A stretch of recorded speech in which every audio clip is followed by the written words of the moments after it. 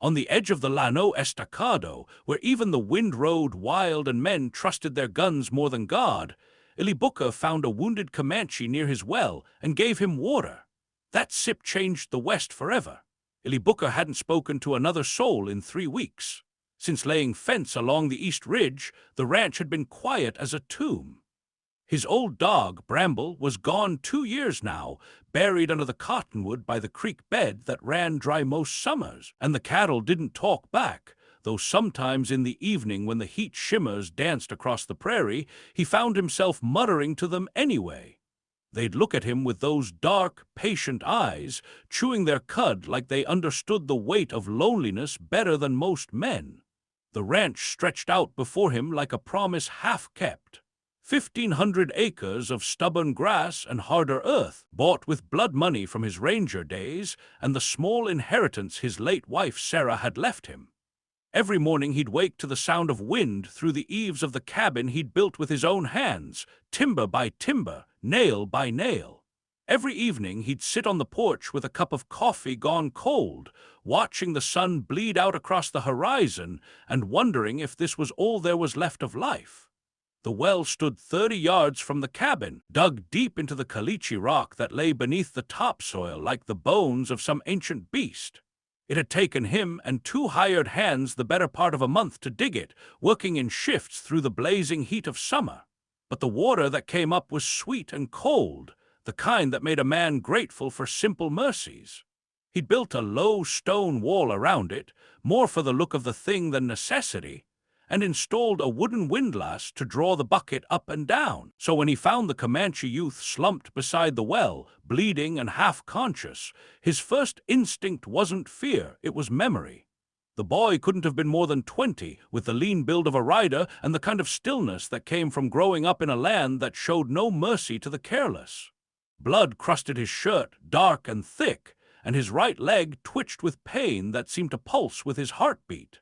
His face was pale beneath the copper of his skin, and his breathing came in short, shallow gasps that spoke of a man dancing on the edge of the grave. Illy unslung his canteen, the leather worn smooth by years of use, and crouched low beside the wounded man. His bad leg, the one that had taken shrapnel during the Red River campaign, protested with a familiar ache, but he ignored it. The boy's eyes fluttered open, dark as river stones, and focused on Ellie's face with the desperate intensity of a drowning man spotting shore. "Water!" the young man croaked, his voice like wind through dry grass. Without a word, Ellie uncorked the canteen and poured the precious liquid into his cupped hands, raising it to the man's lips with the same care he might show a wounded animal. The boy drank greedily, water running down his chin and mixing with the dust and blood that stained his shirt. When he'd had his fill, Illy examined the wound more closely. A bullet hole, clean through the meat of his thigh, but not the kind that would kill a man if properly tended. The bleeding had mostly stopped, but infection was always a threat in this country where medicine was scarce and doctors scarcer still. Then he saw the second wound, fresh, close range, a graze along the boy's ribs that spoke of a running fight and desperate flight. Someone had been hunting this young man, and they'd come close to finishing the job. Illy had barely finished binding the boy's leg with strips torn from his own shirt when he heard the sound that made his blood run cold, hoofbeats on the hardpan, coming fast and purposeful. 4 horses by the sound of it, and their riders weren't being subtle about their approach. He helped the wounded Comanche to his feet, half carrying him toward the cabin, but they were too late. The riders crested the low rise that sheltered the ranch from the worst of the north wind, and Illy could see the blue of their uniforms even at a distance. Soldiers, 4 of them, kicked up dust across the prairie like the harbingers of some biblical plague. Their leader, a hard-jawed man with officer's brass catching the afternoon sun and the kind of eyes that belonged on a predator rather than a protector, reined up hard beside the well. His horse was lathered with sweat and foam, showing white around the eyes in the way of animals that had been ridden too hard for too long. "Captain Miles Drayton," the man announced, his voice carrying the authority of someone accustomed to being obeyed without question. He scanned the yard with the methodical precision of a man who'd learned to read terrain like scripture. "You seen a Comanche pass this way?" Illy straightened, leaning slightly on his cane, a piece of hickory he'd carved himself during the long winter after Sarah's death. The familiar weight of it in his hands steadied him, reminded him of who he was and what he'd survived. "You askin' about a scout or a raider?" Drayton's smile was thin as a knife blade and twice as cutting. "Don't matter, one's as dangerous as the other. These are troubled times, Mr. Booker, and a man can't be too careful about the company he keeps." The way Drayton said his name made Illy's skin crawl. There was too much knowledge in it, too much familiarity for a first meeting. This wasn't a random patrol stumbling across his ranch by chance. Someone had told Drayton where to find him, and that someone knew more about Illy's past than he was comfortable with. Illy held the captain's gaze, letting the silence stretch between them like a bowstring drawn taut. He'd learned long ago that most men couldn't stand silence, that they'd fill it with words that revealed more than they intended. But Drayton wasn't most men. He sat his horse with the patience of a buzzard, waiting for some sign of weakness or deception. "Haven't seen a soul but yours," Illy said finally, his voice level and calm despite the tension that coiled in his gut like a live snake.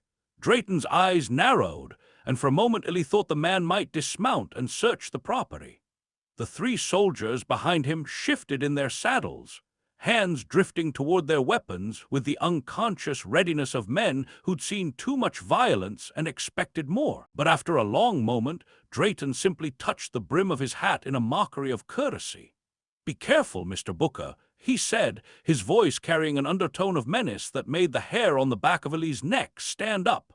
"Harboring an enemy is treason in a time of treaty. The penalty for treason is death, and I'd hate to see a man of your reputation meet such an ignoble end." The soldiers wheeled their horses and rode off, but Illy knew they'd be back. Men like Drayton didn't give up easily, and they had long memories for those who crossed them. He watched them disappear over the rise, then limped back to the cabin where he'd hidden the wounded Comanche in the root cellar beneath the kitchen floor. The boy's name was Tahoma, which meant Red Hawk in the language of his people. He was barely 20, with the kind of quiet dignity that reminded Illy of his own father, a man who'd measured his words like gold and never spoke unless he had something worth saying. Tahoma was the son of Chief Nanton, peace speaker of the Comanche Northern Band, and he carried himself with the unconscious authority of someone born to leadership. "They killed him," Tahoma whispered, his voice raw with grief and exhaustion. "General Ransom, soldiers under flag of truce. They made it look like raiders, but I was hidden in the rocks above the meeting place." He produced a blood-spotted envelope from beneath his shirt, the paper creased and stained but still intact. Inside was a letter written in the angular script that Illy recognized from his own ranger days, General Ransom's handwriting, unmistakable and damning. The letter detailed a conspiracy among army traders and renegade tribes, a plan to sabotage the peace treaty for profit. Names were named, dates were given, and the scope of the betrayal was breathtaking in its audacity. "I was to deliver this to Fort Grantham," Tahoma said, his dark eyes reflecting the lamplight like pools of water. "General Ransom gave it to me before they shot him, said it was the only way to stop the war they're planning." Illy examined the seal, recognizing the signet ring that had pressed the wax. He'd seen Ransom use it a dozen times during the border campaigns, always on documents of the utmost importance. The general had been a hard man but an honest one, the kind of soldier who believed in duty above all else. If he'd written this letter, then every word in it was true. "They shot me before I got 10 miles from the meeting place," Tahoma continued, his voice growing stronger as the whiskey Illy had given him for the pain began to take effect. "Drayton and his men, they know I have this letter, and they won't stop until they get it back or see me dead." Illy didn't answer immediately. He set about boiling water and gathering the supplies he'd need to properly clean and stitch the boy's wounds. His hands moved with the practiced efficiency of someone who tended more than his share of bullet holes, and he found a strange comfort in the familiar ritual. Outside, the wind had picked up, rattling the shutters and moaning through the gaps in the cabin walls like the voices of the dead. "They'll come back," Tahoma said, watching Illy work. "They saw your face. They know you're hiding something." Illy still didn't answer. He threaded a needle with horsehair and began the delicate work of closing the wounds. Tahoma bore the pain without complaint, his jaw clenched tight and his eyes fixed on some distant point beyond the cabin walls. When it was done, Illy bandaged the wounds with strips of clean cloth and helped the young man to the narrow bed in the corner of the room. That night, as Tahoma slept the deep sleep of the wounded, Illy sat by the window and watched the shadows shift across the prairie. The wind had died down to a whisper, and the stars hung low and bright in the clear desert air. He thought about the letter hidden in his saddlebags, about the conspiracy it revealed, and the men who would kill to keep it secret. But mostly he thought about his wife Sarah, killed by rustlers when the law came too late. He'd met her in San Antonio, back when he still wore a badge and believed in the power of justice to make things right. She'd been teaching school then, a small woman with laughing eyes and a will of iron. They'd married in the spring, and for 3 years they'd been happier than two people had any right to be. She'd talked of children and growing old together, of building something lasting in a land that seemed determined to tear down everything good and decent. But the rustlers had come while he was away chasing bandits along the Rio Grande. By the time he returned, Sarah was dead and the cabin was ashes. The local sheriff had promised to find the killers, but nothing ever came of it. No arrests, no trials, no justice. Just empty promises and the kind of bureaucratic indifference that ate at a man's soul like acid. That was when Illy had turned in his badge and bought this ranch with the money from Sarah's insurance policy. He told himself he was done with other people's troubles, that all he wanted was to raise cattle and live quietly in the shadow of his memories. But as he sat in the darkness listening to Tahoma's labored breathing, he remembered what justice had once meant to him, and how far it had drifted from those bright ideals of his youth. By morning, he had saddled 2 horses and made his decision. The letter had to reach Fort Grantham, and if the army wouldn't listen to a wounded Comanche, maybe they'd listen to a former ranger with a reputation for straight dealing. It was a long shot, but it was the only shot they had. "We're riding to Fort Grantham," he told Tahoma as the sun painted the eastern sky the color of fresh blood. The trail to Fort Grantham was 100 miles of broken country, all alkali flats and rocky mesas that could hide an army of men with murder on their minds. Dust choked the air and turned every breath into a struggle, and the heat rose from the hardpan in shimmering waves that made the horizon dance like water. Twice they detoured to avoid patrols, following game trails and dry creek beds that wound through the badlands like the tracks of some ancient serpent. On the 3rd day they reached Widow's Bluff, a towering wall of red sandstone that rose from the prairie like the ruins of some forgotten city. There was a spring there, hidden in a narrow canyon that cut deep into the rock, and they made camp in the shade of an overhanging cliff. The water was cold and sweet, the first they'd tasted in 2 days that didn't taste of alkali and disappointment. They were watering the horses when the young army clerk found them. His name was Ezra Kane, and he couldn't have been more than 25, with the kind of pale complexion that spoke of too many hours bent over ledgers and too few in the sun. He approached their camp with the careful steps of a man who knew he was walking into danger, his hands held where they could be seen and his eyes darting nervously between Illy and Tahoma. "I was told to find the man with the limp and a broken Winchester," Kane said, his voice barely above a whisper, his eyes fixed on Illy's rifle, its stock cracked from a fall during the border campaigns and bound with rawhide. "You're him! You're the one General Ransom wrote about." Illy exchanged a glance with Tahoma, then slowly reached into his saddlebags and withdrew the blood-stained envelope. Kane's eyes widened as he recognized the seal, and his hands trembled slightly as he opened it and began to read. The color drained from his face as he absorbed the contents, and Illy could see the moment when the full scope of the conspiracy became clear to him. "Sweet Jesus!" Kane whispered, his voice hoarse with shock. "This is enough to hang Drayton and half of Fort Grantham's supply traders. The weapons sales, the whiskey running, the deliberate provocation of the tribes, it's all here in black and white." Illy leaned forward, his voice urgent. "Can we get it to someone who will act on it? Someone with the authority to stop this madness before it starts a war?" Kane folded the letter carefully and slipped it inside his jacket. Governor's riding into Grantham tomorrow for the treaty renewal ceremony. He's the only one with the authority to override the local command structure. We have to get this to him before Drayton intercepts it. The clerk's plan was simple but dangerous. He would return to the fort and arrange for them to slip past the pickets in the pre-dawn darkness. From there, they would have to reach the governor's quarters before Drayton realized what was happening. It wasn't much of a plan, but it was all they had. "If we're caught," Kane warned, "they'll hang us as spies and traitors. Drayton's got most of the garrison in his pocket, and he won't hesitate to use them."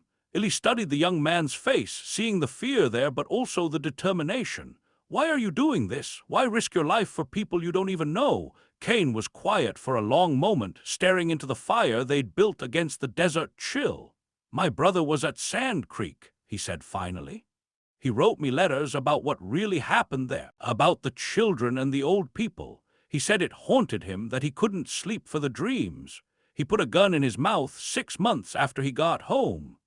The weight of those words settled over the camp like a shroud. They all knew about Sand Creek, about the massacre that had stained the Army's reputation and turned decent men into monsters.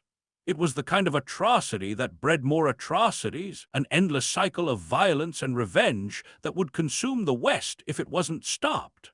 They rode through the night, following cattle trails and dry washes that wound through the Badlands like the tracks of some ancient river. The moon was dark, and the stars provided barely enough light to keep them on the path. Kane led them through a maze of arroyos and mesas, his knowledge of the country proving invaluable as they avoided the main roads where patrols might be waiting. Fort Grantham squatted on the prairie like a cancer, its adobe walls rising from the alkali flats in the gray light of dawn.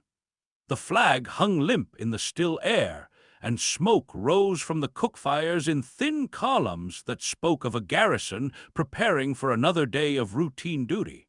But Illy could sense the tension that lay beneath the surface, the feeling that something was about to break wide open. Kane slipped them past the pickets through a gap in the wall that he'd discovered during his months of service. The sentries were tired and inattentive, more concerned with the end of their watch than with the shadows that moved through the pre-dawn gloom. They made their way through the maze of buildings that comprised the fort, staying to the shadows and avoiding the main thoroughfares where they might be spotted. The governor's quarters were in the commandant's building, a 2-story structure that dominated the parade ground like a monument to military authority. They could see lights in the windows, and the governor's personal guard was already stationed at the entrance. Time was running out, and Illy could feel the weight of the moment pressing down on them like a physical force. They reached the governor's coach just as the first bugle call of the day echoed across the parade ground. The vehicle was magnificent, all polished brass and fine leather, with the territorial seal emblazoned on the doors. The governor himself was a small man with intelligent eyes and the kind of bearing that spoke of someone accustomed to wielding power. He was in conversation with his aide when Illy and Tahoma emerged from the shadows. But Drayton was already there, his uniform immaculate despite the early hour and his hand resting on the butt of his revolver. He'd been waiting for them, Illy realized, probably alerted by one of his many informants within the fort. The captain's smile was cold and predatory as he saw them approach, and Illy knew that their mission was about to turn deadly. "Step away from the governor," Drayton barked, his voice carrying across the parade ground like a whip crack. His revolver cleared leather with practiced ease, the barrel swinging toward Illy's chest. "You're under arrest for treason and harboring an enemy of the United States." He held up the letter, his voice steady despite the hammering of his heart. "This is signed by General Ransom and sealed with his ring. It contains evidence of a conspiracy to sabotage the peace treaty and start a war for profit." Drayton's face contorted with rage and fear. "You're lying. Ransom is dead, killed by Comanche raiders while trying to negotiate a peace treaty. That document is a forgery, and you're a traitor who's been helping the enemy."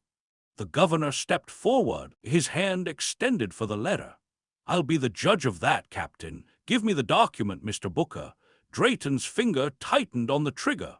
"I can't let you do that, sir. These men are dangerous criminals, and that letter is enemy propaganda designed to undermine our military operations." The shot came without warning, the sound echoing off the adobe walls like thunder. Illy felt the bullet part the air beside his ear, close enough to singe his hair. But before he could react, Tahoma was there, moving with the fluid grace of a trained warrior. The young Comanche crashed into Illy, driving him to the ground as Drayton's second shot went wide. The bullet meant for Illy's heart grazed Tahoma's side instead, opening a shallow furrow along his ribs that began to bleed freely. But the young man ignored the wound, rolling to his feet with cat-like agility and drawing the knife from his belt in one smooth motion. For a moment, it looked like he might charge Drayton despite the gun in the captain's hand. Before Drayton could fire again, a second shot rang out across the parade ground. This one came from the shadows beside the governor's coach, where Ezra Kane had positioned himself with a rifle taken from the fort's armory. The bullet took Drayton in the shoulder, spinning him around and sending his revolver flying across the dusty ground. The captain fell to his knees, clutching his wounded shoulder and cursing with the fluency of a man who'd spent his life among soldiers. The governor's guards rushed forward to restrain Drayton's lieutenants, who had been reaching for their own weapons. In the sudden silence that followed, the only sounds were Drayton's labored breathing and the distant noise of the fort coming to life. Chief Nanton emerged from the morning shadows like a ghost made flesh, leading 20 Comanche warriors who seemed to materialize from the very air itself. They were mounted on horses that moved with the silent grace of hunting cats, and their presence turned the blood of every soldier in the fort to ice water. The chief himself was a man of perhaps 50 years, with the kind of dignity that came from a lifetime of leadership and the weight of his people's hopes on his shoulders. Tahoma had signaled his father days earlier, Illy realized, probably during one of their rest stops when the young man had seemed to be merely scanning the horizon. The Comanche could communicate across vast distances using smoke signals and mirror flashes, a skill that had confounded the army for generations.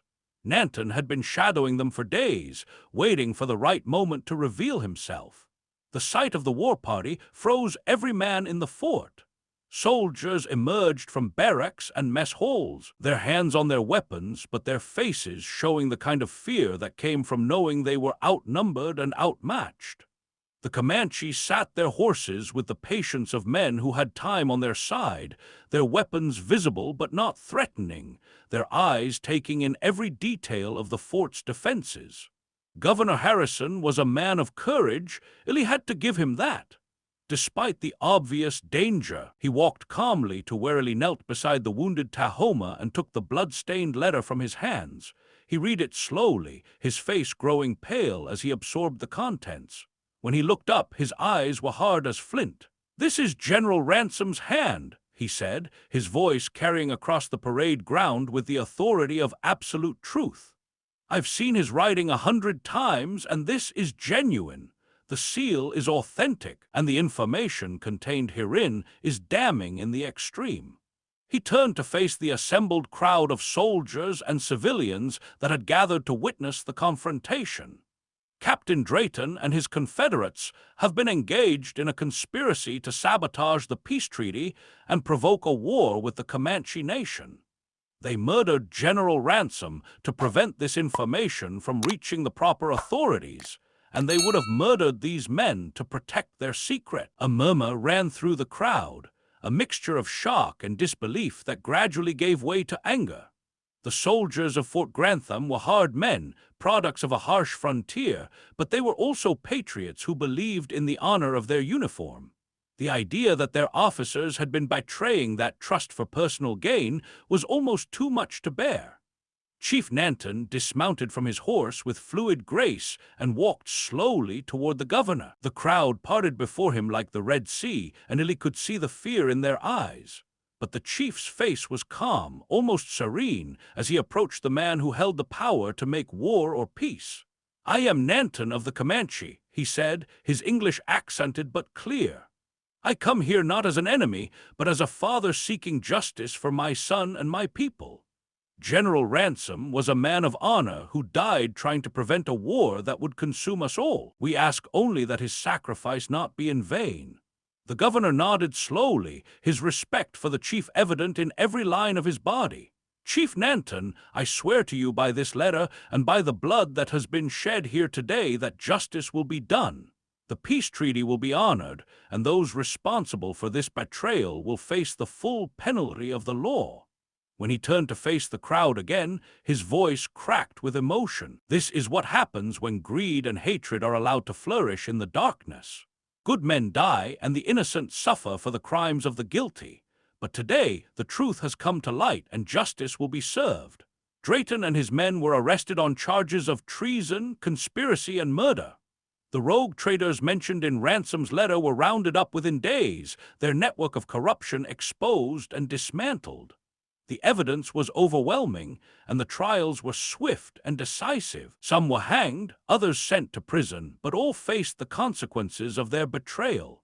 Tahoma healed slowly but surely, his youth and natural resilience serving him well. He stayed near Eli's ranch during his recovery, and the two men developed a friendship that transcended the barriers of race and culture. They would sit on the porch in the evenings, watching the sun set over the prairie and talking about everything and nothing. Tahoma taught Eli some of his language, and Eli shared stories of his days as a ranger and his life with Sarah. On the first rains of spring, when the grass was green and the wildflowers painted the prairie in brilliant colors, Chief Nanton rode to the ranch with a small band of warriors. He carried with him a carved oak lance, its shaft polished to a deep golden hue and decorated with eagle feathers and beadwork that told the story of his people's history. "You gave my son water when others would have given him hate," the chief said, his voice carrying the weight of absolute sincerity. "When he was wounded and dying, you showed him mercy. That is the highest law of our people. Water given in need must be remembered and repaid." He offered the lance to Eli, holding it with both hands in a gesture of profound respect. "This belonged to my father and his father before him. It has been carried into battle by warriors who died defending our people, and it has been blessed by medicine men who spoke with the spirits of our ancestors. I give it to you not as a weapon, but as a symbol of the bond between us." Eli accepted the lance with the same reverence with which it was offered, understanding that he was being given something far more valuable than any material object.